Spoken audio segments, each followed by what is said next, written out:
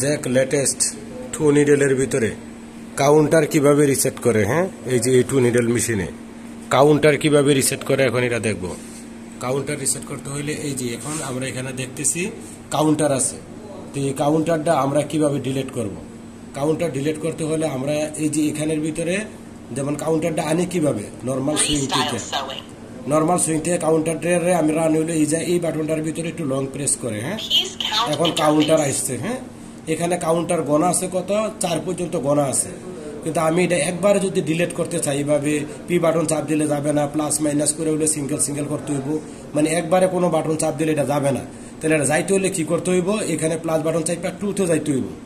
ট্রুথে যাওয়ার পরে এই যে পির বাটন চাইটা লাস্টেরটাতে আনতে হইব। লাস্টেরটা আইনা জাস্ট একবার কমাইয়া পি বাটন সেভ দিব, সেভ দিয়ে আবার কি করবো, যে লাস্টেরটা আইনা আবার বাড়াই দিব। হ্যাঁ, বাড়াই দিলেই এখন কি হবে, এখন যদি আমি কাউন্টারে আসি এখন 0 হয়ে গেছে। এখন এটার যদি 0 করতে হয় তাহলে এই নিয়মই করতে হইব, কাউন্টার 0, এছাড়া আর কোনো বিকল্প সিস্টেম নাই। এখন চালাইলে এখন কাউন্টার হবে, যেহেতু আমি দুইটাই একটা কাউন্টিং দিছি, এখন দুইটাই একটা কাউন্টিং হবে। ডিলিট করতে হলে আর বাইরে আর কোনো সিস্টেম নাই, এভাবে ডিলিট করতে হবে।